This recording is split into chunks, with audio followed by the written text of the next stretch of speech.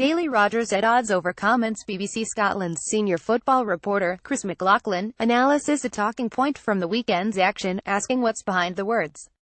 Hearts head coach John Daly, talking to BBC Scotland, has obviously come up to Scotland and thinks he's the biggest fish in the biggest pond, with the best squad, with the best budget, and he thinks he can comment on other teams, other people's structures or clubs, and it's unacceptable.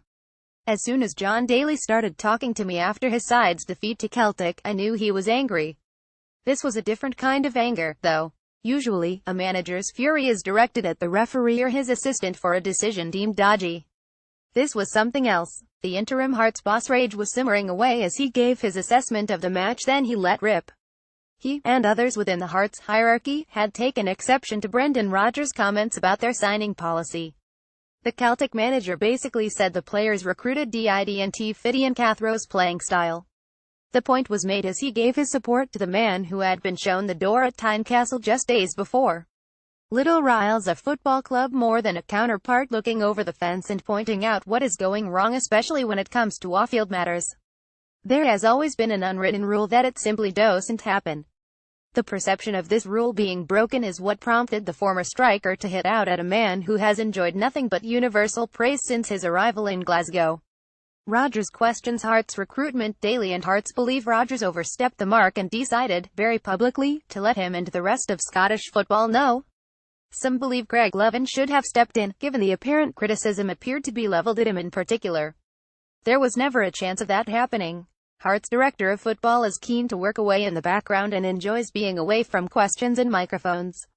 The outburst in general has been welcomed by some who see the situation akin to an under-resourced David firing one into the eye of the over-resourced and arrogant Goliath, but like most things in football, the truth and the tale rarely collide. In true tactical style, when Rodgers came to the microphone, his response to Daly's outburst was a combination of defense and attack. As ever, he chose his words wisely and attempted to defuse the situation, but was barbed when asked about the possibility of breaking managerial omerta.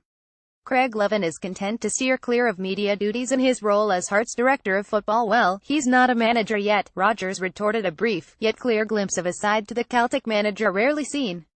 Always statesmanlike in his approach to interviews and media conferences, there are some members of the media who have found themselves on the wrong end of some sharp words. The steel is never far from the smile, but underpinning it all is a pure fixation with football. The former Liverpool boss is a man whose eyes light up when talking about the game. Yes, he's polite and articulate when being asked the obvious, but when talking tactics and discussing footballing methodology, he comes alive. Ask anyone who spends time in his company and they will tell you he lives for football.